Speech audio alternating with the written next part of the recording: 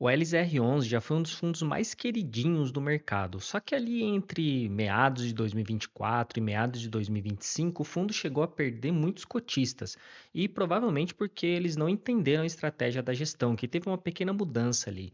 E é claro que eu concordo com alguns investidores, com que alguns investidores falam que o fundo ficou um pouquinho mais arriscado, justamente por causa do aumento da alavancagem. Só que a gente precisa entender se esse risco maior está trazendo também um retorno maior, que se está mantendo equilibrado essa relação risco e retorno. E nesse vídeo eu vou analisar 5 indicadores que podem afetar tanto os dividendos do fundo quanto a rentabilidade para você, cotista, se você for cotista do ALZR11, do Alzirão, né? Ou se você quiser ser cotista desse fundo. Então vamos lá. O primeiro indicador que eu gosto sempre de trazer aqui é o nosso querido e amado dividend yield, né, que talvez seja o primeiro indicador que a grande maioria dos cotistas procuram, né, dos investidores procuram. O que é dividend yield? São os rendimentos, né, do determinado mês, de determinado período, dividido pela cotação de determinado período. Normalmente, o dividend yield nas plataformas que você procura seria os dividendos dos últimos 12 meses, né? Soma daqueles últimos 12 meses, dividido pela cotação atual. Aqui eu tenho um gráfico que eu elaborei, todos os gráficos que eu mostrar aqui fui eu que elaborei, baseado nesses dados que eu coletei do fundo. E o gráfico de dividendo que eu trago aqui é um gráfico de dividendo histórico. Compartilhar a tela com vocês, né? Esse daqui é os dividendos a valor de mercado, já já vou mostrar em relação ao valor patrimonial. E a gente vê que esse fundo ele tem um dividend yield histórico aqui médio de 8,03% ao ano, né? Essa é a média do fundo. E atualmente o último dividendo dele aqui foi 9,85% sobre a última cotação, os últimos 12 dividendos dividido pela última cotação. E aqui, explicar para vocês o seguinte: alguns podem falar, pô, mas está abaixo da taxa Selic que está 15%. A gente tem que pensar que esses valores aqui de dividendo, eles são corrigidos os aluguéis são corrigidos pelo IPCA ao longo do tempo, então significa que esses valores aqui você tem que considerar ainda mais a correção de uma projeção do IPCA futura aí de 4, 4,5%, 5% talvez, dependendo da sua projeção. Então, descontando já a inflação, o dividend yield dele seria média 8%.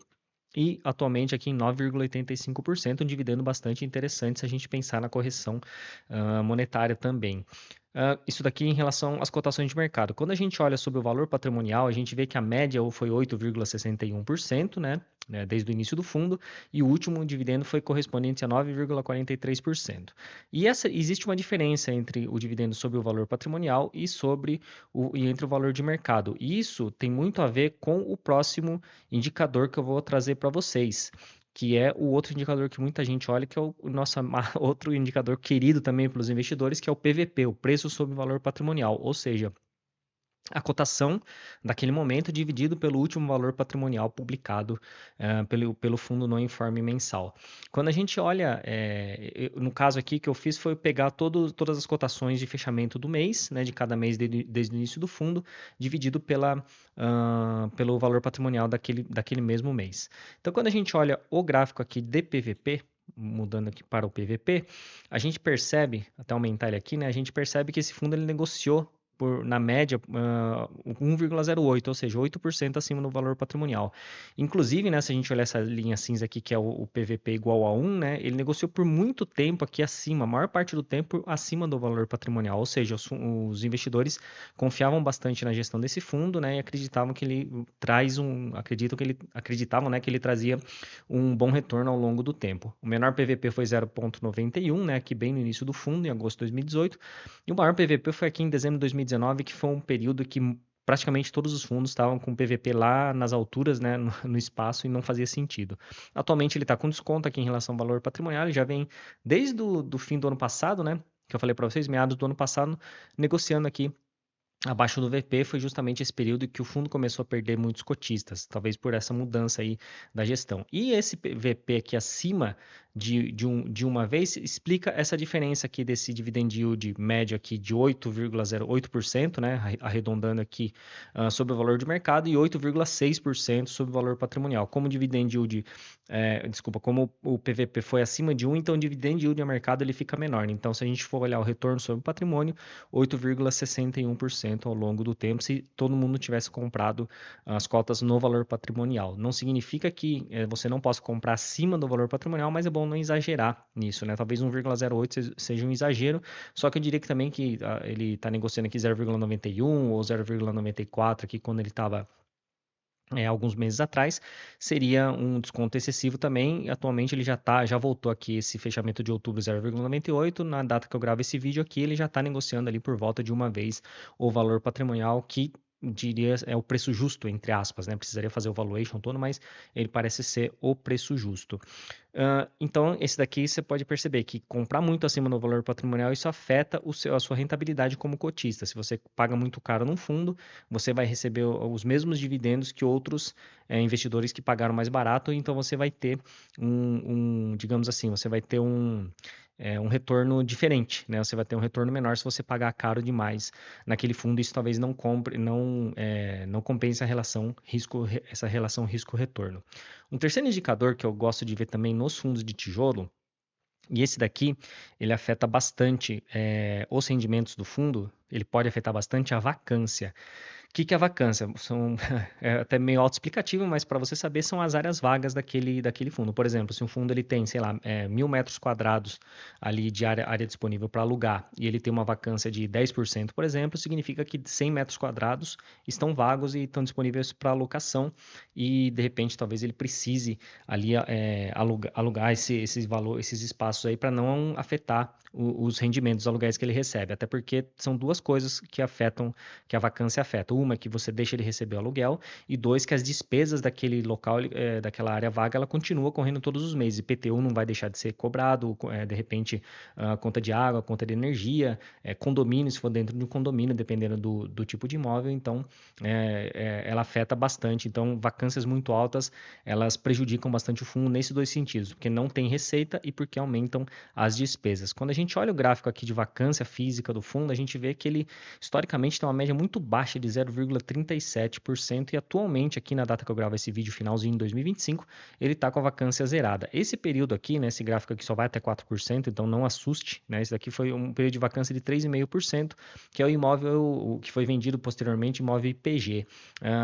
Vamos dizer assim, que o fundo ele conseguiu receber uma multa altíssima na época e foi distribuindo aos poucos aos cotistas, então não impactou tanto assim os rendimentos do fundo, que vai ser uma métrica que a gente vai ver daqui a pouco, que é um outro indicador que eu gosto também de pensar em relação aos fundos. Então veja que ele não teve tantos problemas de vacância e aí é uma coisa historicamente que o fundo ele não tem problemas de vacância. Tem que ver para o futuro, né? Tem alguns contratos que vão se encerrar nos próximos anos aí, 2026 encerra um dos primeiros contratos atípicos, né? Depois ele vai virar um contrato típico. Então é importante notar se a gestão vai conseguir, digamos assim, manter, né, os valores de mercado e o que ela vai fazer, o que o inquilino vai fazer, se vai sair ou se vai continuar naquele imóvel. Até agora essa análise toda aqui dos rendimentos, dos dividendos do LZR11, do Alzirão, estão fazendo sentido para você? Deixe seu like, se você não é inscrito no canal, se inscreve no canal e ativa as notificações para você receber outros conteúdos igual esse daqui em primeira mão, que eu tenho certeza que vai fazer muita diferença na sua vida como investidor de fundos imobiliários, FIAGROS e FIINFRAs, que eu gosto de analisar também. Partindo para o próximo indicador aqui que eu gosto de ver, é a volatilidade dos rendimentos. O que é volatilidade? Seria a variação, né, mês a mês, ali, de período a período, dos rendimentos. Quanto mais volátil for os rendimentos, talvez menos atrativo esse fundo ele seja para os investidores, porque os investidores se sentem mais inseguros em relação a fundos que têm uma oscilação muito grande, né? Principalmente se for fundo de tijolo. Quando um fundo imobiliário ele tem uns rendimentos mais estáveis, assim, ele costuma ser mais atrativo porque ele é para o investidor, porque ele tem mais previsibilidade. O investidor gosta de dividendos previsíveis, né? Por isso que escolhem fundos imobiliários ter essa renda passiva bastante previsível. Quando a gente olha aqui no gráfico de rendimentos históricos do LZR11, a gente vê que no começo ele não, obviamente, os primeiros meses não dava para linearizar os rendimentos, né? Por conta de cumprir a obrigação da lei lá de distribuir 95% do lucro no semestre, mas depois já começou a tentar linearizar um pouquinho mais aqui os rendimentos. Teve uma queda, essas quedas normalmente são nas emissões de cotas, né? Que o fundo ele foi alocar os recursos, né? Então emitia mais cotas, o dividendo por cota ele caía. Então veja que ele fez bastante, né, teve bastante queda aqui nesse momento aqui, foi justamente depois das emissões de cotas. Mas a partir daqui, mais ou menos ali de 2022, ele já conseguiu linearizar um pouquinho mais e as quedas foram menores. Esse dividendo mais alto aqui, que inclusive eu preciso ajustar o gráfico porque ele era muito mais para cima, foi equivalente a hoje, né, como ele é um fundo base 10, é equivalente a 56 centavos e meio. Na época foi R$ 5,65. Isso foi a venda de um imóvel com um lucro absurdo lá que deu naquele mês lá. E vocês vão ver o que fez a diferença no dividendo desse fundo ali depois daí para frente, né, nos 12 meses seguintes, né? Mas de lá para frente, de lá em diante, ele também conseguiu linearizar os rendimentos. Teve uma pequena queda aqui também, foi emissão, né? Algumas estruturas, um pouco de demora ali para alocar os recursos do caixa, uma característica da Aliança ser bem cautelosa na alocação de recursos, mas daí ele já conseguiu vir linearizar um pouquinho mais e até crescer esses rendimentos, né? Esse daqui é um ajuste de rendimento de junho, né? Do fechamento do semestre, e atualmente ele está pagando o maior patamar de rendimentos recorrentes dele. Já faz 3 meses aqui que ele paga 0,0836, né? Que seria o equivalente a 83 centavos e meio, ali mais ou menos por cota, se fosse base 100, mas ele é base 10, né? Então, o fundo, assim, em relação à volatilidade dos rendimentos, ele, depois de 5, 6 anos, 7 anos, na verdade, de existência, ele conseguiu linearizar bem, então tem uma boa previsibilidade. Inclusive, eles têm trazido guidance, né, a previsão dos rendimentos no próximo semestre, dentro do semestre corrente, no caso, né, quanto que eles pretendem pagar nos próximos meses, considerando só a receita recorrente. Um outro, o quinto indicador aqui que eu acho interessante para a gente ver como eles afetam os rendimentos é o endividamento, né, que a gente chama no mercado financeiro de alavancagem. O que é alavancagem? Alavancagem basicamente é você comprar ou uma compra parcelada ou um endividamento via CRI, né, via certificados e recebíveis imobiliários, para você comprar um imóvel. Às vezes você não tem capital próprio, então você faz um empréstimo. Por exemplo, se você financiar um veículo ou um imóvel, né, você está alavancando, você está fazendo uma dívida para comprar um imóvel. Os fundos imobiliários fazem isso também, tem uma estrutura diferente do que a gente, pessoa física, faz, do que empresas fazem, mas eles também fazem esse tipo de operação. E quando a gente olha a alavancagem, é bastante interessante não só a gente olhar a quantidade, o percentual dessa alavancagem, mas o quanto a capacidade de pagamento, né, e como foi estruturada essa alavancagem. Quando a gente olha aqui do Alzirão, a gente vê que até ali no comecinho ali de meados de 2020, ele não tinha alavancagem, não tinha compra parcelada, não tinha alavancagem via CRI.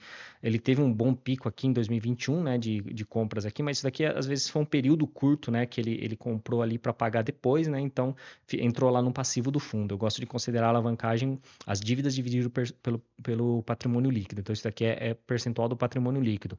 E desde então ela veio diminuindo, né, e teve esse aumento aqui nesse período aqui de 2024, agora em 2025, foi justamente esse período aqui que teve esse temor maior aí que eu acredito dos cotistas, dos investidores que não entenderam muito bem, talvez, como é que funcionasse essa alavancagem do Alzirão.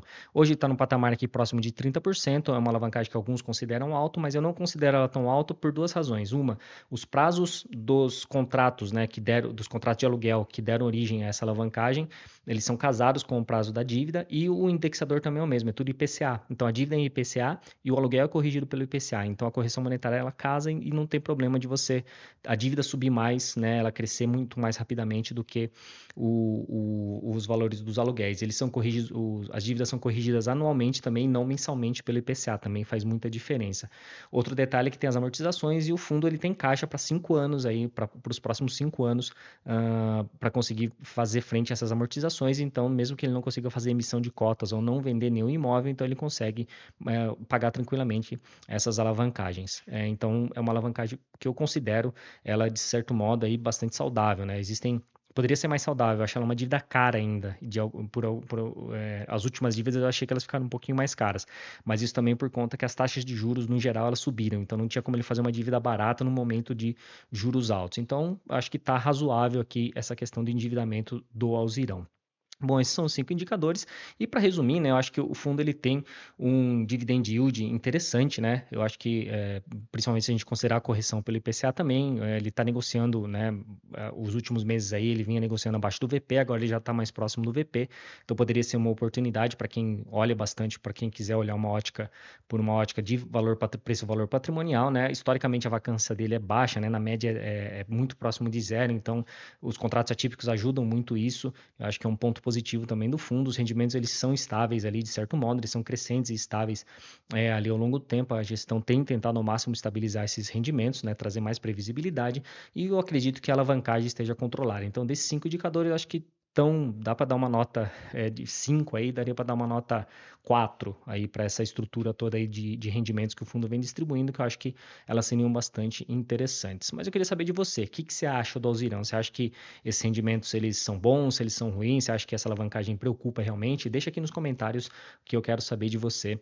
O que que você acha aí do Alzirão da Massa, né? Que, enfim, já foi bastante queridinho e tá voltando talvez aí a ser um pouquinho mais queridinho pelo mercado. E se você quer conhecer esse fundo bem mais no detalhe, eu tenho uma análise completa dele, que eu conto todo o histórico, tudo que está por trás aí dessa estrutura do Alzirão, nesse vídeo bem aqui. Então clica aqui, assiste esse vídeo aqui da análise completa e a gente se vê nesse vídeo. Um abraço e até lá.